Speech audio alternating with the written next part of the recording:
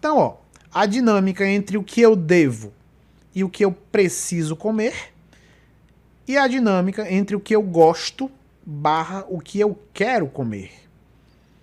Nem tudo que eu quero eu devo, nem tudo que eu devo eu quero, e nem tudo que eu posso eu quero, e nem tudo que eu posso eu devo.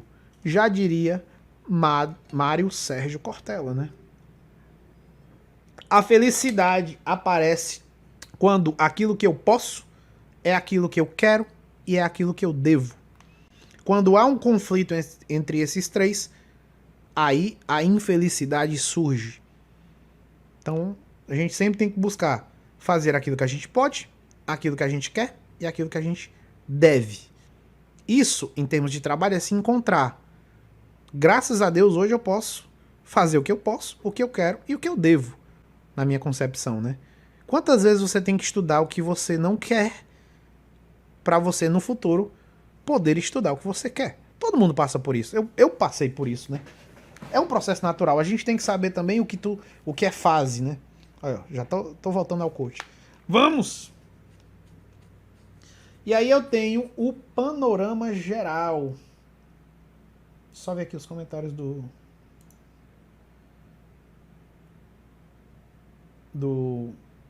Instagram agora, peraí.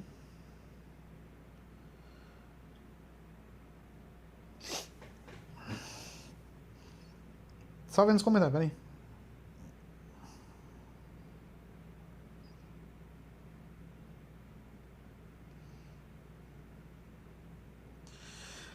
É, Vitor, é complicado. Ansiedade e depressão são coisas complicadas, mas tem jeito, viu? E você tentar estudar assim para entender ajuda. Ajuda bastante. Então, se aprofunde, seja autodidata, entendeu? E tem muita coisa boa no YouTube também, tem muita coisa boa gratuita. Tente conseguir livros, artigos também. E vá se aprofundando e, claro, procure ajuda. Procure um atendimento psicológico, procure um atendimento psiquiátrico, entendeu? Porque na grande maioria das vezes dá pra corrigir, entendeu? Dá pra tratar bem, dá pra você ter uma vida normal praticamente. Uma qualidade de vida muito boa. E estudar nunca é demais. Então, que eu puder ajudar também, se você quiser pedir algumas dicas de literatura, pode falar aí no Instagram e no direct, que eu respondo com o maior prazer. Alguns livros para você entender melhor ansiedade. Tem livros não técnicos, tem muitos livros não técnicos. O Demônio da Meia-Noite, por exemplo, é um livro muito bom para você entender aí a depressão de uma maneira... É escrito por um especialista, mas com uma linguagem para leigos, digamos assim. Eu não sei se você é da área de saúde, não deu para saber, mas, enfim, fale comigo no direct aí que eu lhe passo uma lista de livros aí para você dar uma olhada. Essa situação pode fazer pessoas acima de 45 anos poderem entrar na síndrome metabólica? Que situação, Pedro? Não entendi. Mas pode sim. Então vamos aqui. Pode, assim, alguma pessoa pode entrar numa síndrome metabólica antes dos 45 anos por alguns motivos específicos. Pode sim. Então, apetite seria o quê? Apetite seria basicamente o que eu quero comer. Aí, ó, o que influencia isso? Preferências e aversões aprendidas, ou seja, a maneira que é construída a sua relação com a comida. A maneira que se dá a sua relação com a comida. É importante você ter um nutricionista desde cedo? Com certeza. Ter um acompanhamento nutricional desde cedo é muito importante, porque um nutricionista ele vai lhe guiar de maneira científica na sua relação com a alimentação. Então, desde criança, se você tivesse acompanhamento, óbvio, né, que não, a maioria das pessoas realmente não tem condição. Eu a minha família nunca teve condição para pagar um nutricionista para eu, para minhas irmãs quando a gente era menor, por exemplo. Era na base enfim, do come o que tem, vai aí. Mas se puderem, já desde de criança, com certeza. Porque muita da nossa relação adulta com a comida vem das nossas preferências e aversões aprendidas. Então, a construção dessa relação é muito importante e ela vai ter impactos duradouros aí ao longo da vida. Fatores hedônicos, ou seja, eu como por prazer, a própria interação social, né? Então, se eu como só o que eu gosto, se eu como por prazer, se eu como só para satisfazer-me. Influências farmacológicas. Faz tempo que eu também estou escrevendo um post sobre antidepressivos e regulação e alteração da composição corporal. Mas tem muitos posts aí que eu ainda não terminei. Os posts de síndrome do ovário policístico, os posts de hipertensão. Mas um dia sai. Daqui para 2021 eu disse que sai. Especificidade de um ou mais nutrientes. Então isso também influencia, como eu falei. Você pode estar saciado para um nutriente. Eu estou saciado para massa. Mas eu ainda aceito um chocolatezinho, um sorvetezinho. Então o apetite, como eu falei, ele pode ser em relação a um tipo de alimento específico. Variações fisiológicas e influências patológicas. Isso também influencia no apetite. Influências metabólicas, influências ambientais e influências culturais. Socioculturais, né? A gente pode colocar aí. Então, obviamente, a gente poderia dizer o quê? Resumir tudo, que viver influencia o apetite. Viver. Exercer a vida. Acordar. O intervalo entre você acordar e você dormir interfere no que você come. É tudo, praticamente. Tudo. Daí, hoje, a importância do nutricionista no cenário atual, né? Quando eu me formei, sou farmacêutico, né, para quem não sabe, essa parte de nutrição, óbvio que eu tô falando do ponto de vista que eu via, né, que eu enxergava. Eu não via ela como importante. Eu não tô dizendo que eu não via, na verdade, não é nem isso, eu não via como ela importante. Eu não notava uma importância social. É isso que eu quis dizer, né?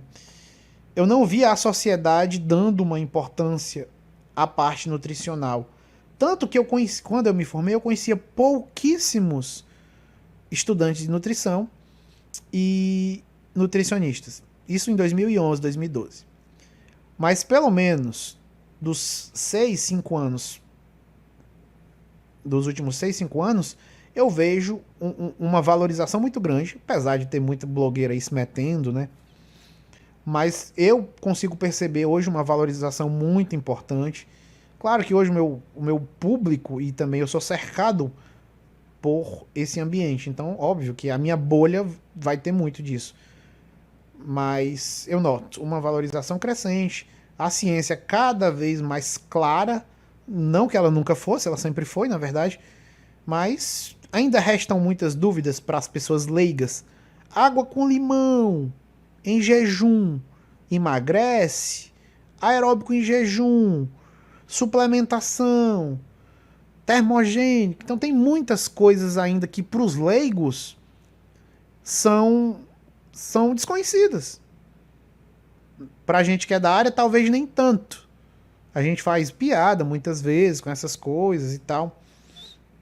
Mas para um leigo, realmente, uma pessoa sem formação e informação, é muito complicado. E se ela vê uma coisa dessa numa TV, num programa de TV, entendeu? Ela vê uma pessoa que tem 2 milhões de seguidores falando, ela vai acreditar. E ela vê o corpo da pessoa bonita. Não, fulana desenvolveu um shake, desenvolveu um suco detox que emagrece e ela tem um corpo fenomenal, então deve funcionar. Muita gente cai. Milhares de pessoas caem. É por isso que a galera continua fazendo, porque é uma máquina de gerar dinheiro. Daí a importância da gente, como profissional de saúde, orientar essas condutas e tem que apontar, tem que expor, tem que dizer que tá falando besteira, tem que dizer que tá falando merda, tem que dizer. Se as pessoas não têm escrúpulos e vergonha de mentir ou de distorcer a fisiologia e a bioquímica para vender, por que, que a gente tem que ter? Ai, mas aí você tá falando mal do trabalho do colega. Se o colega tá prejudicando gente, tem que falar. Tem que falar. A hora de se posicionar é agora. Quem cala, meu amigo, consente. Foi esse o tempo que a gente ia ficar escutando merda e ficar calado, né? E as referências que eu usei, ó. Margarida Aires, o Guyton também, não deixa de ser, mas apesar, como eu citei, né, de estar bem desatualizado em certos conceitos. O Boron, que já está na sua terceira edição, aqui é a segunda, Fisiologia do Bernie Levy e a Fisiologia da Silverton. São livros que eu realmente indico sempre, sobretudo esses dois aqui, ó, Margarida e o Boron. E, aqui, e aí só quem quiser acompanhar os meus cursos, aqui é a minha plataforma, a Fisio, só colocar no Google a Fisio Cursos que você vê lá. E aqui tem os canais, o canal do YouTube e o canal do Telegram também que você pode acompanhar. Sempre estou colocando coisas lá. Você tem aí o Instagram, meu Instagram, tanto de professor quanto da Físio. E os cursos. Atualmente tenho 12 cursos. Fisiologia e patologia endócrina, hormônios e metabolismo, nutrição e exercício, neurociências, neuroanatomia, psicofarmacologia, alguns de farmaco, ó, fisiologia cardiovascular, farmacologia cardiovascular, imunologia básica. É basicamente isso. Você tem aqui o meu contato também, a cleiton@hotmail.com. E é isso que eu tinha para falar por hoje, meu povo.